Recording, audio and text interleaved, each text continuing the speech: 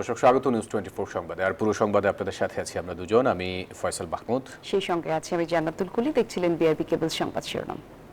এবারে পুরো খবর। কার্যক্রম স্থগিত, আওয়ামী লীগ সচল হতে পারে, প্রধান উপদেষ্টার এমন বক্তব্য নিয়ে রাজনীতিতে চলছে নানা বিশ্লেষণ। কেউ কেউ বলছেন জুলাই হত্যার বিচারের আগে আওয়ামী লীগ ফিরলে আহত হবে জুলাই চেতনা। আওয়ামী লীগের উপর নিষেধাজ্ঞা প্রত্যাহারের সম্ভাবনা নেই, সাফ জানালেন আইন উপদেষ্টা। বিশ্লেষকরা বলছেন শেষ পর্যন্ত জাতীয় ঐক্যের প্রশ্নে আবার নির্বাচনে ফিরতে পারবে না আওয়ামী লীগ। আর বিস্তারিত জানাচ্ছেন আল মুহাইমিনুল খান তার প্রতিবেদনে। And what has the reaction been from the Bangladeshi people over the last? New ইয়র্কে ডিজিটাল সংবাদ মাধ্যম জিটিওকে দেয়া সাক্ষাৎকারে আওয়ামী লীগ সচল হতে পারে প্রধান উপদেষ্টার এমন মন্তব্যে চলছে তোলপাড়। ঠিক আছে, তাহলে এটা কিভাবে? তারা কি দল হিসেবে বৈধ? আচ্ছা, তারা দল হিসেবে বৈধ, তবে এখন কার্যক্রম স্থগিত। যে কোনো সময় এর কার্যক্রম চালু করা হতে পারে। আপনি স্থগিত আদেশ তুলে নিতে পারবেন? স্থগিতাদেশ তুলে নেওয়া এটা একটা সম্ভাবনা। কার্যক্রম স্থগিত হলেও আওয়ামী লীগ সচল হতে পারে প্রধান উপদেষ্টার এমন মন্তব্য নিয়ে চলছে নানা বিশ্লেষণ। কেউ কেউ বলছেন জুলাই হত্যার বিচারের আগেই আওয়ামী লীগ ফিরলে আহত হবে জুলাই চেতনা। কারো মতে প্রধান উপদেষ্টার বক্তব্য ফ্যাসিবাদকে ফেরানোর পথ সুগম করবে। আর মনে হয় কেউ নেই যে এমন শক্তি বাংলাদেশ স্বাধীন হওয়ার পর এমনভাবে শক্তি নিয়ে রাষ্ট্র পরিচালনার একটা ম্যান্ডেট পেয়েছেন। সেই ডক্টর ইউনূস জুলাই গণ অভ্যুত্থানের 1 বছর পরে এসে আওয়ামী লীগ প্রশ্নে যখন তিনি এমন বক্তব্য দেন, আসলে আমরা যারা জুলাই যোদ্ধা এখনো বেঁচে আছি, যেই আশার জন্য রাজপথে নেমেছিল এবং একটা পরিবর্তনের জন্য রাজপথে নেমেছিল, সেই জায়গাটা খুবই খুবই দুঃখজনকভাবে ডক্টর ইউনূসের এমন বক্তব্যে ব্যর্থতার প্রকাশ করে। প্রথমত হচ্ছে এদেরকে ঠান্ডা মাথায় সবাইকে একসাথে বসতে হবে। একসাথে বসে এদেরকে এই সিদ্ধান্তে আসতে হবে যে যেহেতু এরা কোনোভাবে আসতে পারবে না ক্ষমতায়, তো তাদেরকে অবশ্যই নিষিদ্ধ করতে হবে। এই মুহূর্তে দলগুলোকে আবারও ঐক্যবদ্ধ থাকতে হবে, কারণ যদি দলগুলো ঐক্যবদ্ধ না থাকে, আবার ওই ফ্যাসিস্ট যদি এদেশে আসে, দেশের স্বাধীনতা এবং সার্বভৌমত্ব সম্পূর্ণ বিসর্জিত হবে। যখন হচ্ছে আওয়ামী লীগ বাংলাদেশের রাজনৈতিক অঙ্গনে স্বাভাবিকভাবে বিচরণ করবে, তখন আওয়ামী লীগের যে ন্যারেটিভ জুলাই একটা ষড়যন্ত্র ছিল এবং জুলাই একটা মেটিকুলাস ডিজাইন ছিল, তো সেই জায়গা থেকে সেই বয়ানটা আরো বেশি স্ট্রং হয়। এদিকে আওয়ামী লীগের কার্যক্রমের উপর দেওয়া নিষেধাজ্ঞা দ্রুত উঠে যাওয়ার কোনো সম্ভাবনা নেই বলে জানিয়েছেন আইন উপদেষ্টা ডক্টর আসিফ নজরুল। আওয়ামী লীগের কার্যক্রম নিষিদ্ধটা উইথড্র হবে এই ধরনের কোনো সম্ভাবনা আমি দেখতে পাচ্ছি না। রাষ্ট্রবিজ্ঞানীরা প্রধান উপদেষ্টার বক্তব্যকে দেখছেন ভিন্ন আঙ্গিকে। রাষ্ট্রবিজ্ঞানী সাব্বির আহমেদ মনে করেন প্রধান উপদেষ্টা মেহেদী হাসানের প্রশ্নের যথাযথ উত্তর দিতে পারেননি, যা জুলাই আন্দোলনের মধ্য দিয়ে গঠিত একটি সরকারের প্রধানের কাছ থেকে কাম্য নয়। এই সরকার আসার পরে আওয়ামী লীগকে একটা এক্সিকিউটিভ অর্ডার দিয়ে তার কার্যক্রম নিষিদ্ধ করা হয়েছে, কিন্তু দল নিষিদ্ধ করা হয় নাই। তাদের দুটো জিনিস তো কন্ট্রাডিক্টরি হয়ে গেল। দল থাকলে কাজ থাকবে, মানে সেই বিষয়গুলো তিনি মাথায় দেন না। সবকিছু কেমন যেন হেলাফেলা করে উনি এগুলোকে কাটিয়েছেন, মানে এই তার সময়টাকে তিনি পার করেছেন। এখন যে ধরনের ইন্টারভিউ তিনি এখানে দিয়েছেন, আলটিমেটলি আসলে পুরো সবাইকে তিনি কনফিউজ করে দিয়েছেন। তবে এই বিশ্লেষক আশাবাদী আওয়ামী লীগ প্রসঙ্গে সব দল শেষ পর্যন্ত জাতীয় স্বার্থে ঐক্যমতে পৌঁছাবে। যুক্তরাষ্ট্রে প্রধান উপদেষ্টার দেওয়া বার্তাকে ঘিরে মিশ্র প্রতিক্রিয়া সব মহলে। বিশেষজ্ঞরা বলছেন সব বিভাজন ভুলে এখনই রাজনৈতিক ঐক্য প্রতিষ্ঠা করতে হবে রাজনৈতিক দলগুলোকে, তা নয়তো ভয়াবহ সংকটের মোকাবেলা করতে হবে দেশকে। আর সেই অনাকাঙ্ক্ষিত সংকট মোকাবেলায় নিজেদের প্রস্তুত বলছেন জুলাই যোদ্ধারা। আল মুহাইমিনুল খান, নিউজ 24, ঢাকা। আওয়ামী লীগের কার্যক্রম সচল হওয়া নিয়ে বক্তব্যে প্রশ্নবিদ্ধ হয়েছেন প্রধান উপদেষ্টা। এমন মন্তব্য করেছেন বিএনপি স্থায়ী কমিটির সদস্য AZM জাহিদ হোসেন। বলেন বিচার ছাড়া আওয়ামী লীগের রাজনীতি করার কোনো সুযোগ নেই। দুপুরে জাতীয় প্রেস ক্লাবে এক অনুষ্ঠানে এসব কথা বলেন তিনি। ভোট রাতে করেছে, তার জন্য তাদের অনুশোচনা হবে না, এটা তো হতে পারে না। কাজে দে নিড টু মানে আপনার কি বলে যে আনকন্ডিশনালি জনগণের কাছে ক্ষমা চাইতে হবে, যেটা জনগণ সিদ্ধান্ত নেবে ক্ষমা করবে কি করবে না। জুলাই সনদ ও পিআর পদ্ধতিতে জাতীয় নির্বাচন সহ 5 দফা দাবিতে আন্দোলনের অক্টোবর মিশন শুরু করল জামায়াত ইসলামী। জামায়াত সহ 4 দলের 12 দিনের অভিন্ন কর্মসূচির প্রথম দিনে জনসংযোগ করেছেন দলগুলোর নেতারা। এ সময় নিজ নিজ দলের প্রার্থীর জন্য ভোটও চেয়েছেন তারা। ঢাকা সহ সারা দেশের বিভিন্ন আসনে স্থানীয় নেতাদের নিয়ে গণসংযোগে অংশ নেন তারা। পিআর পদ্ধতি চালু সহ 5 দাবিতে গণসংযোগ দিয়ে আন্দোলনের অক্টোবর মিশন শুরু করলো জামায়াত। সংহতি জানিয়ে আলাদা কর্মসূচি করেছে আরো 4টি রাজনৈতিক দল। সকাল থেকেই ঢাকা সহ দেশের বিভিন্ন সংসদীয় আসনে স্থানীয় নেতাকর্মীদের নিয়ে গণসংযোগ করেছেন নেতারা। জনগণের ক্ষমতা ফিরিয়ে দেওয়ার জন্য এবং দেশটাকে কতিপয় রাজনৈতিক দল এবং ব্যক্তির হাতে জিম্মি না রেখে যাতে 18 কোটি মানুষের দেশ হয়। রাজধানীর বাইরেও বিভিন্ন সংসদীয় আসনে গণসংযোগ করেন জামায়াত নেতারা। নিজ সংসদীয় আসনে কর্মসূচিতে অংশ নেন জামায়াত নেতা ডক্টর শফিকুল ইসলাম মাসুদ। বলেন, অবাধ, সুষ্ঠু ও গ্রহণযোগ্য নির্বাচনের লক্ষ্যে লেভেল প্লেইং ফিল্ড নিশ্চিত করতে হবে। কিন্তু আমরা সবাই মিলে এবার ইসলামের পক্ষে এক বাক্সে আমরা এবার ভোট দেওয়ার জন্য রাজি আছি তো ইনশাআল্লাহ। পটুয়াখালীর শহীদ মিনার চত্বরে আয়োজিত কর্মসূচিতে বক্তব্য রাখেন ইসলামী আন্দোলনের নায়েবে আমির মুফতি ফয়জুল করিম।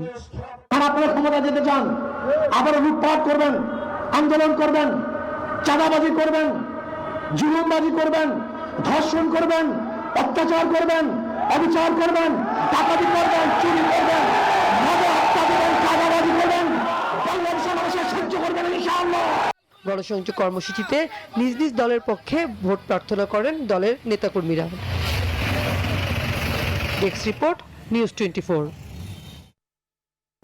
জামায়াতে ইসলামীর আমিরের সঙ্গে ঢাকায় নিযুক্ত সুইডেনের রাষ্ট্রদূত মিস্টার নিকোলাস ওয়েকসেন সৌজন্য সাক্ষাৎ করেছেন। বুধবার সকাল 9টায় রাজধানীর বসুন্ধরাস্থ আমিরের জামায়াতের কার্যালয়ে এই বৈঠক অনুষ্ঠিত হয়। বৈঠকে দ্বিপাক্ষীয় সম্পর্ক, ব্যবসা বাণিজ্য এবং কূটনৈতিক অগ্রগতি নিয়ে আলোচনা হয়।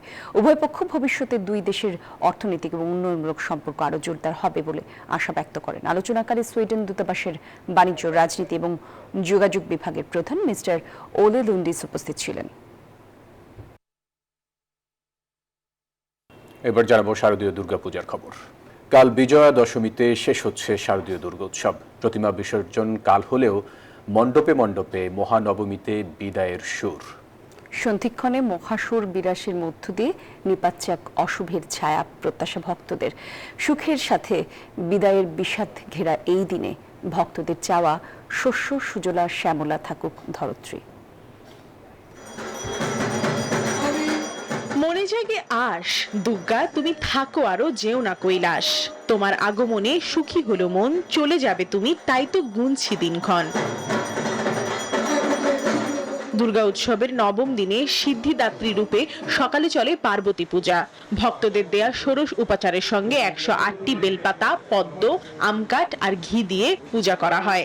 মহানবমীর ভক্তদের আরাধনায় পূজ্য হন দেবী দুর্গা। প্রতিটা মানুষের সাথে এই আনন্দটা ভাগাভাগি করতে পারি। আজকে আমাদের আনন্দের একদম শেষ পর্যায়ে আমরা আছি। যত দিন যায় ততই পুজোর সময় বিদায়ের যে ঘন্টাটা বাজে ওটাই আমাদের মনটা একটু খারাপ হয়। মত্তে দুর্গা মা, বাজে আনন্দের ঢাক, তবে রাত পোহালেই মা যাবেন চলে, সেই দুঃখটুকুই থাক। দেবী দুর্গাকে প্রাণ ভরে দেখে নেবার ক্ষণ আজ। মন খারাপ লাগতেছে, আজকে লাস্ট ডে, আজকে ঘোরাফেরা আনন্দের লাস্ট দিন। আনন্দ শেষ না হতেই বেদনার যে অনুভূতি সেটি আসলে জেগে ওঠে। নবমী পূজা শেষ হয়ে গেলেই আমাদের মনটা খারাপ হয়ে যায়। ষোলকলায় পূর্ণ পূজা হলো আজ। সকল দেবদেবীদের উদ্দেশ্যে পূজা দেওয়া হয়েছে এই দিনে।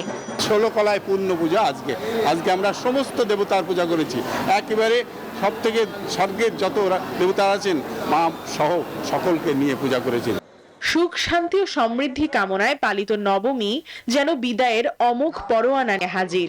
The essence of Durga Puja, which is about the triumph of good over evil, light over darkness, and the celebration of the divine power.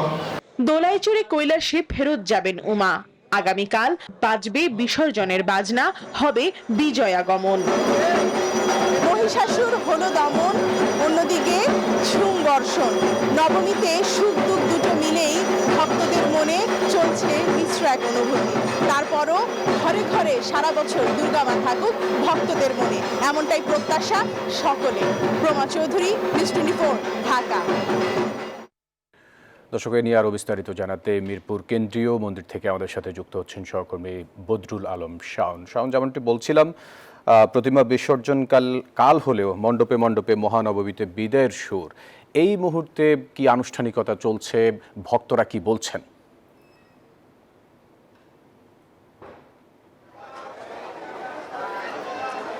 আপনি ঠিকই বলেছেন যে আজকে নবমীতে কিন্তু দিন পেরিয়ে সন্ধ্যা গড়িয়ে গেছে। এখন মূলত সারাদিন যারা ভক্তকুল রয়েছেন মূলত হিন্দু ধর্মাবলম্বী তারা এই দুর্গাপুজোর মন্দিরগুলোতে কিন্তু বেশ হাস্যোজ্জ্বল ছিল, আনন্দ করেছেন, উৎসব করেছেন। কিন্তু সময় যত গড়িয়েছে তখনই কিন্তু আসলে তাদের মনে এক ধরনের বেদনার সুর বাজতে থাকে। অর্থাৎ কারণ আগামীকাল বিজয়া দশমী, অর্থাৎ দেবী দুর্গার কালকেই চলে যাবেন কৈলাসে এবং বিসর্জন হবে। সেই সময়টি যতই ঘনিয়ে আসছে ততই আসলে ভক্তকুলদের মনে এক ধরনের বিষাদের সুর বেজে উঠছে। আমরা দেখছি যে আমি এই মুহূর্তে মিরপুর কেন্দ্রীয় মন্দিরে আছি, দেখছি যে যারা হিন্দু ধর্মাবলম্বী রয়েছেন তারা কিন্তু এই মন্দির কিন্তু পরিদর্শন করছেন, মন্দিরে পুজো দিচ্ছেন। আবারও অনেকেই এসে আসলে বসে আছেন, যারা এই মন্দিরের পুরোহিত রয়েছেন তারা পূজা অর্চনা করছেন, সেই বিষয়গুলো তারা দেখছেন এবং তারা প্রত্যেকেই তাদের নিজ যে মনোকামনা সেটি আসলে দেবী দুর্গার কাছে তারা আর্জি জানাচ্ছেন। আমরা বেশ কয়েকজনের সাথে কথা বলেছি, তারা যেটি বলছেন যে দেখা যাচ্ছে যে আজকেই আসলে আনন্দ করার মতো শেষ দিন ছিল, তাই সকাল থেকেই তারা আসলে বিভিন্ন রাজধানীর বিভিন্ন মন্দিরগুলো তারা ঘুরেছেন, দেখেছেন। এছাড়া আমরা দেখছি যে এই যে পূজা মণ্ডপকে কেন্দ্র করে সারাদিনেই কিন্তু আমরা দেখেছি আইন শৃঙ্খলা বাহিনীর বেশ তৎপরতা ছিল, সেই বিষয়টি আমরা দেখেছি। আমি আপনাকে জানিয়ে রাখি পূজা উদযাপন কমিটির পক্ষ থেকে যেটি বলা হচ্ছে যে এবছর প্রায় 33,000 বেশি পূজা মন্দিরে কিন্তু দুর্গাপূজা পালিত হয়েছে। পাশাপাশি শুধু রাজধানীতেই আপনার 259টি পূজা মন্দিরে দুর্গা উৎসব দেখা হয়েছে, আমরা দেখতে পেরেছি। এই ছিল আমার কাছে এখন পর্যন্ত সর্বশেষ সংবাদ। শাওন, আপনাকে ধন্যবাদ আমাদের সাথে যুক্ত হওয়ার জন্য। শারদীয় দুর্গাপূজা এবং বিজয়া দশমী উপলক্ষে হিন্দু ধর্মাবলম্বীদের শুভেচ্ছা জানিয়ে বিএনপির ভারপ্রাপ্ত চেয়ারম্যান তারেক রহমান বলেছেন, বিএনপির বিশ্বাস করে ধর্ম যার যার, রাষ্ট্র সবার, নিরাপত্তা পাওয়ার অধিকার সবার। রাষ্ট্রের দায়িত্ব হলো প্রতিটি নাগরিকের নিরাপত্তা বিধান করা। আজ এক বাণীতে তিনি ধর্মীয় সম্প্রীতি রক্ষার উপর গুরুত্ব আরোপ করেন এবং আইন শৃঙ্খলা বাহিনীকে সাম্প্রদায়িক সম্প্রীতি বিনষ্টের যে কোনো অপচেষ্টা রোধে সতর্ক থাকার আহ্বানও জানান। একই সাথে তারেক রহমান বলেন, বাংলাদেশে যুগ যুগ ধরে সব ধর্ম এবং সম্প্রদায়ের মানুষ মিলেমিশে নিজ নিজ ধর্ম পালন করে আসছে। উৎসবের ভেতর দিয়েই পরিস্ফুটিত হয়ে উঠবে পারস্পরিক বন্ধুত্ব, সম্প্রীতি, সৌহার্দ্য, ভ্রাতৃত্ব। তারেক রহমান ঘোষিত রাষ্ট্র কাঠামোর 31 দফার 24 নম্বর দফায় নারীর কর্মসংস্থান এবং ক্ষমতার নিশ্চিতে ফ্যামিলি কার্ড নিয়ে শর্ট ফিল্মের উদ্বোধন হয়েছে। চাঁদপুরের কচুয়ায় সরকারি ডিগ্রি কলেজ মাঠে এই আয়োজন অনুষ্ঠানে সভাপতিত্ব করেন অস্ট্রেলিয়া বিএনপির সাবেক সাংগঠনিক সম্পাদক ইঞ্জিনিয়ার হাবিবুর রহমান। অনুষ্ঠানে বক্তারা বলেন, তারেক রহমানের রাষ্ট্র কাঠামোর দফাগুলো শুধু রাজনৈতিক প্রতিশ্রুতি নয়, বরং জনগণের জীবনমান উন্নয়নে বাস্তব সমাধান। ফ্যামিলি কার্ড সেই ভাবনারই একটি বাস্তব প্রতিফলন।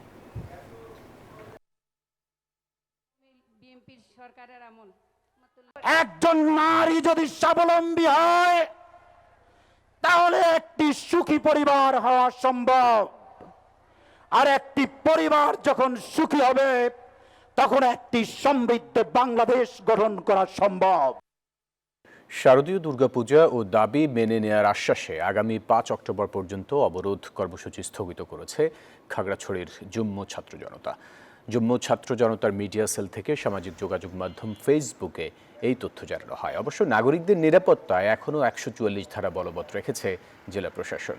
জেলা প্রশাসক ABM ইফতেখারুল ইসলাম খন্দকার জানান, আইন শৃঙ্খলা পরিস্থিতির দিকে নজর রেখে জারি আছে 144 ধারা। তবে শহরে যান চলাচল চলছে। একই সাথে দূরপাল্লার যানগুলো সকাল থেকে ছেড়ে গেছে, খুলেছে দোকানপাট।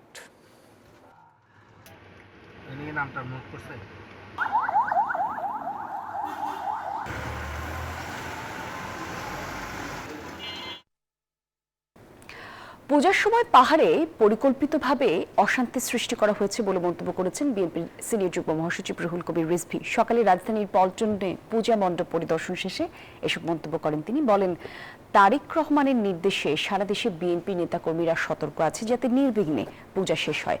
রাজনৈতিক স্বার্থে এই ধর্মীয় উৎসবকে বিভাজনের দিকে ঠেলে দেওয়ার চেষ্টা করা হয়েছে এতদিন, এখনও সেই প্রচেষ্টা আছে। বিএনপির এই নেতা বলেন, যারা শেখ হাসিনার পতন মেনে নিতে পারেনি তারাই বিদেশ থেকে নানা চক্রান্ত করছে। সারা দেশকে ওই দিকে দৃষ্টি নিবদ্ধ করা হলো কেন এই উৎসবের মুহূর্তে? এটা পরিকল্পিত। বাংলাদেশকে অস্থিতিশীল করার একটা জাতীয় আন্তর্জাতিক চক্রান্ত। যারা শেখ হাসিনার পতনকে মেনে নিতে পারেনি তারাই এই চক্রান্ত করে যাচ্ছে।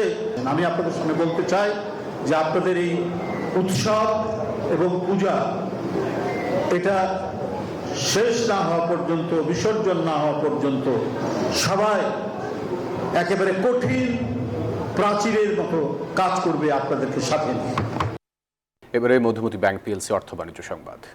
সনাতন ধর্মাবলম্বীদের দুর্গাপূজা উপলক্ষে সাপ্তাহিক ছুটি মিলিয়ে 4 দিন বন্ধ ব্যাংক সেবা। তবে ব্যাংকিং অ্যাপস বা ডিজিটাল মাধ্যমে যে কোনো সময় লেনদেন করতে পারছেন গ্রাহকরা।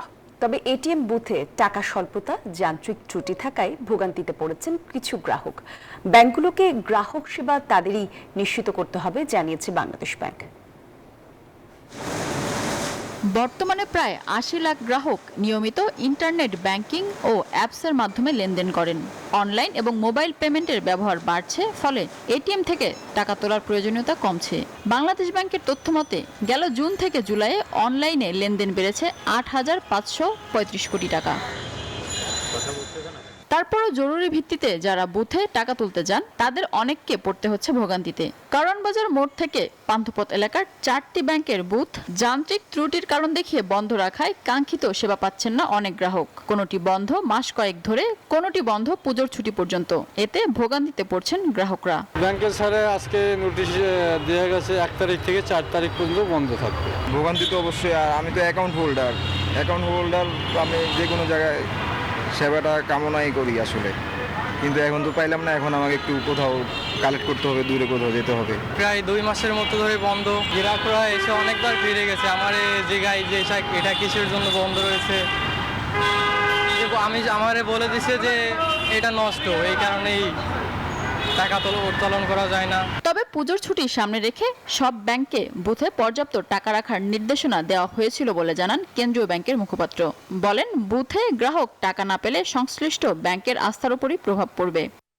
বুথ বন্ধ করার নির্দেশনা কি কোনো দিব? বরঞ্চ বলাই হয়েছে যে বুথে যাতে পর্যাপ্ত অর্থ রাখা। ব্যাংক তো তার নিজের স্বার্থেই গ্রাহকের সেবা দানের জন্য সচেষ্ট থাকবে। সেন্টারের কোনো সমস্যা কিনা, অথবা বুথ মেশিনগুলোর মানে ইন সার্ভিসিং এ আছে, হয়তো কোনো সমস্যা দেখা দিয়েছে, এরকম হতে পারে। কিন্তু স্পেসিফিক ভাবে কোন অঞ্চলের বুথ বন্ধ, মানে এটিএম বুথ বন্ধ থাকবে, এরকম হওয়ার কথা না। অনলাইন ব্যাংকিং সেবা অন্যান্য ব্যাংক থেকে পাওয়া গেলেও সোশ্যাল ইসলামী ব্যাংকের এই সেবা সাময়িক বন্ধ রয়েছে। পরিষেবা উন্নয়নের কাজ শেষ হলে আগামী 5 অক্টোবর থেকে তা আবারও চালু করা হবে বলে জানিয়েছে ব্যাংক কর্তৃপক্ষ। মিনা ফেরদাউস, নিউজ 24, ঢাকা। এবারে আন্তর্জাতিক সংবাদ। ফিলিপাইনের শক্তিশালী ভূমিকম্পে অন্তত 70 জনের মৃত্যু হয়েছে। এতে দ্বীপটির বিভিন্ন সড়ক ব্যাপক ক্ষতিগ্রস্ত হয়েছে এবং ধসে পড়েছে বহু ভবন। সেবু শহর সহ আশেপাশের এলাকায় বিদ্যুৎ সংযোগ বিচ্ছিন্ন হয়ে গেছে। হতাহতের সংখ্যা আরও বাড়তে পারে বলে শঙ্কা করা হচ্ছে। এদিকে ভূমিকম্পের পর দুর্যোগ পরিস্থিতি ঘোষণা করেছে স্থানীয় প্রশাসন।